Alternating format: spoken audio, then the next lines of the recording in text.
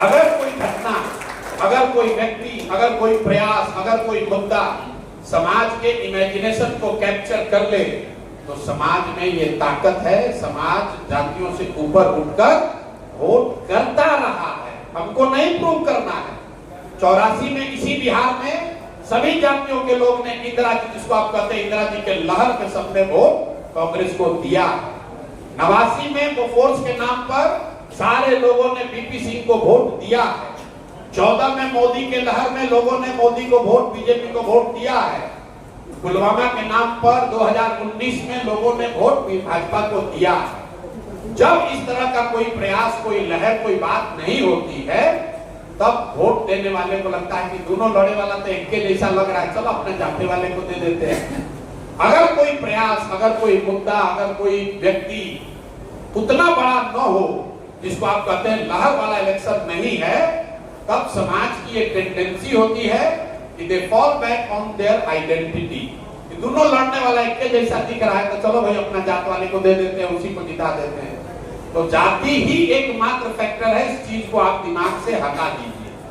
और दूसरी बात जो आप समझते हैं कि बिहार में राजनीति में आने के लिए बहुत बड़ा पैसा चाहिए, तो मैं आपको 1 मिनट में आपका ये भ्रम दूर कर देता हूं। जिसको भी आप इस देश में नेता मानते हैं, बिहार में, यूपी में, गुजरात में, पश्चिम बंगाल में, जिसको भी आप नेता मानते हैं, आप उसको उठाकर उसका करियर देख लीजिए। जिस दिन समाज ने किसी व्यक्ति को नेता बनाया, तो चाहे कांशीराम जी हैं, मायावती हैं, लालू जी हैं, मुलायम हैं, ममता हैं, नीतीश हैं, जिस दिन समाज ने उनको नेता बनाया, आप जरा याद कीजिए कि उस दिन वो कितने पैसे वाले व्यक्ति थे। जिस दिन समाज ने उनको नेता बनाया तब लालू यादव बड़े आदमी के लड़के नहीं थे। जिस दिन नीतीश को बिहार में नेता बनाया तब नीतीश टाटा बिरला के लड़के नहीं थे। जिस दिन बंगाल ने ममता बनर्जी को जिताया, ममता बनर्जी किसी धनाढ्य की लड़की नहीं थी। जिस दिन मायावती को उत्तर प्रदेश ने नेता बनाया, मायावती पैसे वाले की लड़की नहीं थी। मेरे भाई, जीतने के बाद आप पैसा वाला बन गए वो अलग बात है, लेकिन जब समाज किसी को नेता बनाता है तो 99.9% लोग वही हैं जो समाज के निचले वर्ग से गए हैं, संघर्ष करके गए हैं। अगर आप डायनेस्ट नहीं हैं, मतलब राहुल गांधी नहीं है, तेजस्वी यादव नहीं है, समाज ने जिसको नेता बनाया तो हर हमेशा समाज ने अपने बीच के आदमी को नेता बनाया है। पैसा जो है वो पेट्रोल के जैसा है। अगर आपके पास गाड़ी है तो आपको पेट्रोल चाहिए, लेकिन अगर गाड़ी ही नहीं है तो पेट्रोल के टैंकर पर बैठकर कहीं नहीं जा सकते। मेरे भाई, अगर जिसके पास समाज का समर्थन है, जिसको भोजपुरी में आप समझ लीजिए, अगर नो वोट बात तो नोट के जुगाड़ हो जाए, और लेकिन खाली नोट रही तो वोट की गारंटी नहीं थे। भाजपा आज देश की सबसे धनी पार्टी है। भाजपा देश की सबसे धनी पार्टी है, इसलिए नहीं चुनाव जीत रहे हैं। भाजपा वाले देश में चुनाव जीत रहे हैं, इसलिए वो देश के सबसे धनी पार्टी है। उल्टा गंगा मत बहाइए। और अपराध को लेकर बिहार में बड़ा अपराध है। कोई कहता ना हमारा मन तो है राजनीति में आने का, लेकिन बिहार में अपराधीकरण बहुत है। राजनीति में तो सब गुंडे बदमाश है। मेरे भाई, ये धारणा भी मन से हटाइए। इसी को प्रूव करने के लिए हम 3 बरस से इसी अपराध वाले बिहार में, मेरे पास सारी व्यवस्था है, सरकारी सुरक्षा भी मिली हुई है, पैसा भी है, हम चाहे 10, 20, 50 गार्ड भी रख सकते हैं, लेकिन 3 बरस में हमने एक सिपाही भी नहीं रखा है। क्यों नहीं रखा है? आपको ये दिखा रहे हैं कि अगर आप हिम्मत करके खड़ा होइएगा, समाज आपके साथ खड़ा होता है, कोई आपको मारने वाला नहीं। हमको तो 3 बरस में इसी बिहार में कुत्ता नहीं काटा है। आप यहाँ मुखिया कोई बनता है, 4 गो गन में लेके चलता है, कहता भैया बड़ा सुरक्षा खतरा बहुत हो गया। लोग कहता भैया हम आवाज उठाते हैं, हमको विरोधी मेरा मरवा देगा। हम तो मोदी के खिलाफ बोल रहे हैं, हम दिलीप जायसवाल के खिलाफ बोल रहे हैं, क्या नहीं मरवा दे रहा। मेरे भाई, अगर आपको समाज का नेतृत्व करना है तो जिगर को आपको लेकर ही पैदा होना पड़ेगा, वो कहीं उधार में नहीं मिलने वाला। जब जिगर ही नहीं है, बुद्धि नहीं है, काम चलेगा। बुद्धि नहीं रहेगा, आपका एडवाइजर सब होशियार रहेगा, आपका काम चल जाएगा। बुद्धि नहीं है तो काम चलेगा। चरित्र थोड़ा कमजोर है तो भी चलेगा, क्योंकि सामने वाले का चरित्र अगर आपसे भी ज्यादा खराब है तो आप ही का ठीक दिखने लगेगा। लेकिन एक ही चीज है, ये समझ लीजिए, 10 साल बड़े बड़े नेताओं के साथ काम करके हमसे लोग, हमने, मेरा जो अनुभव है, लोगों ने मेरे से पूछा नेता बनने के लिए बताइए क्या चाहिए, तो ये 3 चीज तो चाहिए। आपको समझदारी होनी चाहिए, आपके पास कुछ चरित्र होना चाहिए और करेज होना चाहिए। अगर आपके पास समझदारी नहीं भी है, थोड़ा कम भी है, लेकिन आपके एडवाइजर सब, आप नेता हैं तो चारों पास तो अच्छा एडवाइजर रख सकते हैं। आपका चरित्र अगर थोड़ा खराब भी है तो दूसरे के मुकाबले अगर बेहतर है तो चल जाएगा।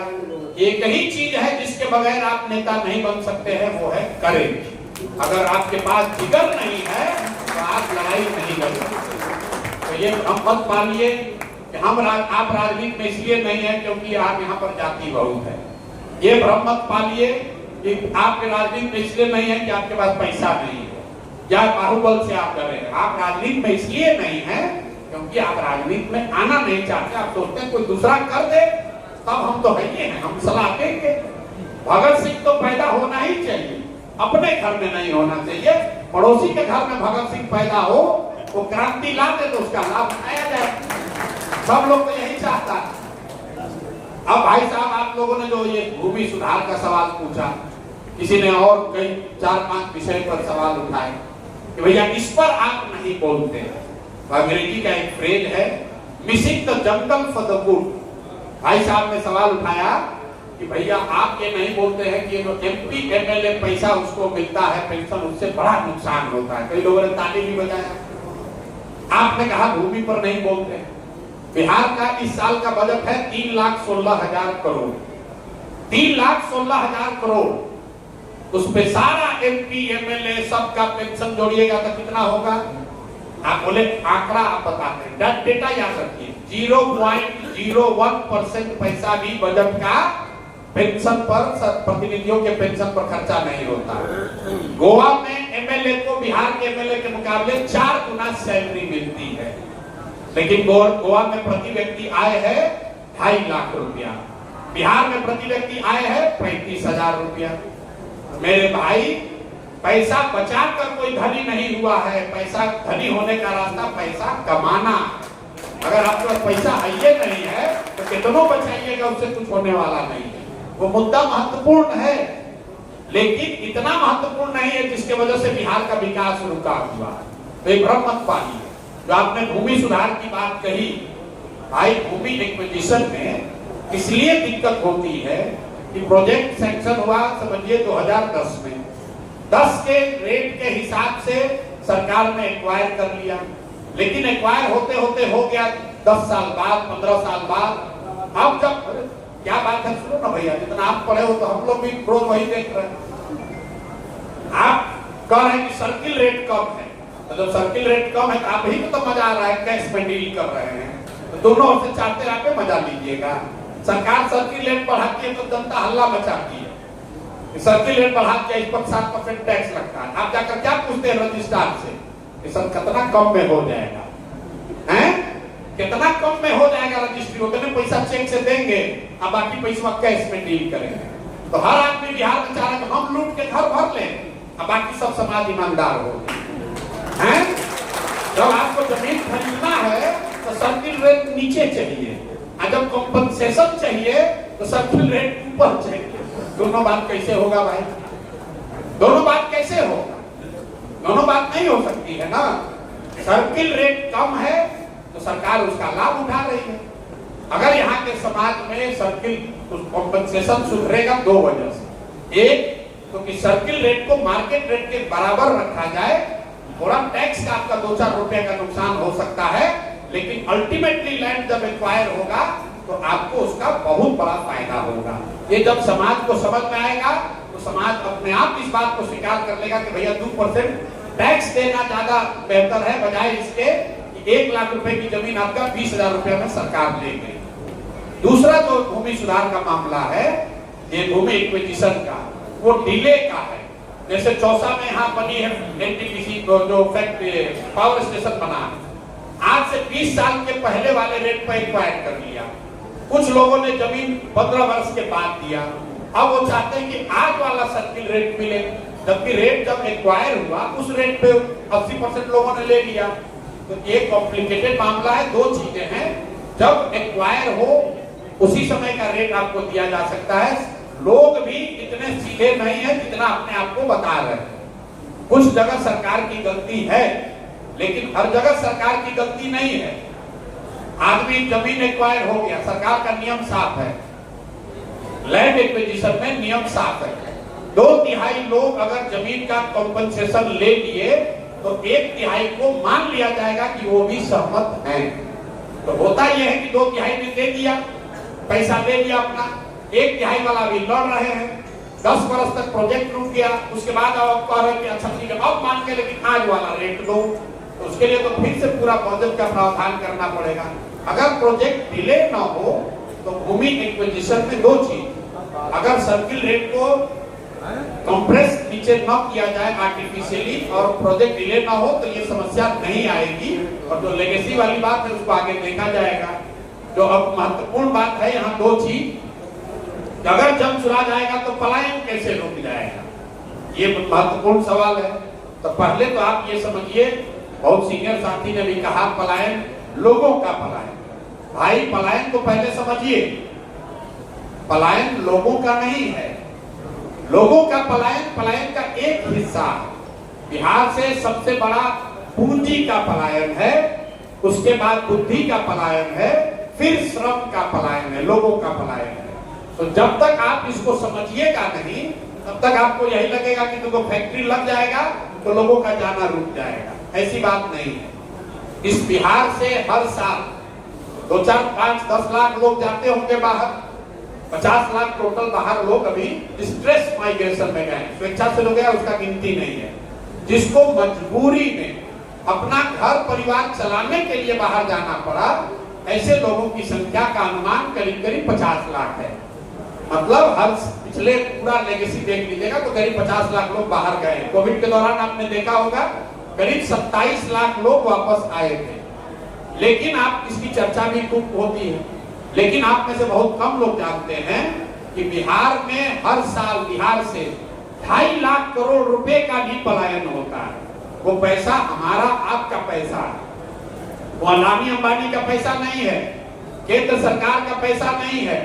जो पैसा बिहार में आप और हम बचत करते हैं और बैंकों में रखते हैं, वो पैसा बैंक की जिम्मेवारी है कि बिहार के लोगों को ही लोन के तौर पर, ऋण के तौर पर उनको वापस मिले। ये पूरी व्यवस्था है बैंकिंग की, देश की संवैधानिक व्यवस्था है कि जितना पैसा लोग या समाज बैंक में रखते हैं उसका कम से कम 70% पैसा वापस ऋण के तौर पर समाज को मिलना चाहिए।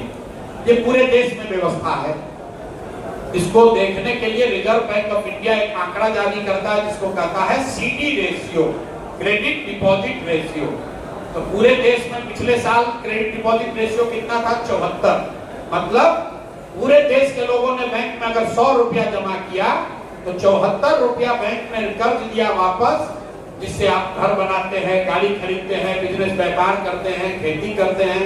लेकिन बिहार में क्या हुआ? बिहार में CD रेशियो है 40%, सिर्फ 40। तो पिछले वित्तीय वर्ष में बिहार में क्या हुआ? बिहार की गरीब जनता ने, हमने आपने कुल 4,21,000 करोड़ रुपया, ध्यान दीजिए, 4,21,000 करोड़ रुपया बिहार के लोगों ने यहाँ के बैंकों में जमा किया। कुल बैंकों ने कर्ज के तौर पर आपको कितना पैसा दिया? 1,61,000 करोड़, क्योंकि 40% CD रेशियो है। बाकी का पैसा कहां गया? बाकी का पैसा बैंकों ने ट्रांसफर किया उन राज्यों में जहां पर तरक्की हो रही है, जहां पर रोजगार है, व्यापार है। गुजरात में, तमिलनाडु में, आंध्र प्रदेश में, तेलंगाना में CD रेशियो है 90, 95, 105। अगर गुजरात में लोगों ने 100 रुपया जमा किया तो बैंकों ने 90 रुपया कर्ज दिया। बिहार में लोगों ने 100 रुपया जमा किया तो बैंकों ने 40 रुपया कर्ज किया, 60 रुपया जो है वो अपने बैंक यहाँ घर में नहीं रखा है, वो दूसरे राज्य में ट्रांसफर कर रहा है। इसका असर क्या होता है? 1990 में जब लालू जी मुख्यमंत्री बने तब से लेकर पिछले साल तक बिहार से 26 लाख करोड़ रुपया, आपका हमारा 26 लाख करोड़ रुपया का यहां से बैंकों ने आधिकारिक तौर पर रिजर्व बैंक ऑफ इंडिया के आंकड़े के हिसाब से यहां से बैंकों ने ट्रांसफर किया है। आप अंदाजा लगाइए, आप सोचते हैं कि कोई चीनी मिल चालू हो जाए, आप सोच रहे हैं कि कोई यहाँ रोहतास उद्योग चालू हो जाए। अगर 26 लाख करोड़ रुपया बिहार के लोगों को कर्ज के तौर पर मिला होता तो कितने ज्यादा लोगों ने घर बनाया होता, कितने ज्यादा लोगों ने गाड़ी खरीदी होती, कितने ज्यादा लोगों ने रोजी रोजगार किया होता। अब आप कहिएगा भैया इसका तो नाम ही नहीं सुने थे आज तक। अरे भाई आप नाम कैसे सुनिएगा? अब ऐसा नहीं है कि बैंक का मन मर्जी है कि जितना चाहे पैसा दे न दे। देश के स्तर पर कमेटी है जिसके चेयरमैन है प्रधानमंत्री, उस कमेटी के चेयरमैन होते हैं प्रधानमंत्री, जो ये देखते हैं इस चीज को सुनिश्चित करने के लिए कि बैंक में जो रुपया जमा हुआ उसका 70% पैसा लोन के तौर पर मिला कि नहीं। आरबीआई हर 15 दिन पर इसका आंकड़ा जारी करती है। राज्य के स्तर पर भी उस कमेटी के चेयरमैन मुख्यमंत्री है, लेकिन जैसे मुख्यमंत्री की बात यहाँ का टीचर, दरोगा, वीडियो सीओ नहीं सुन रहा है, वैसे बैंकर भी नहीं सुन रहा है, और लोगों की, समाज की कोई इस पर जानकारी नहीं है। यहाँ के वित्त मंत्री को बुलाइए, किसी पत्रकार को भी बुलाइए, बहुत पत्रकार साथी लोग हैं, उनसे पूछिए भाई प्रसाद किशोर कह रहा है कि 26 लाख करोड़ रुपया बैंकों ने यहाँ से ट्रांसफर किया है, इस पर आपका क्या कहना है? तो मैं आपको लिख के देता हूँ, 100 में 95 नेता यहाँ कहेगा भैया ये क्या होता है, इस सीडी रेशियो का कौन चिड़िया का नाम है? जब तक आप यहाँ से पूंजी का पलायन नहीं रोकेंगे तब तक यहाँ से पलायन रुक नहीं सकता।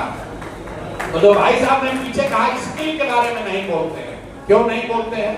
क्योंकि हम लोग ये कह रहे हैं कि बिहार से बेरोजगारी अगर खत्म करना है, बिहार से अगर यहीं पर रोजगार पैदा करना है, तो ये जो भ्रम फैलाया गया है कि आपको सरकारी नौकरी मिल जाएगा, तो आपको कृषि आधारित उद्योग लगा देंगे, सब फर्जी वाला है।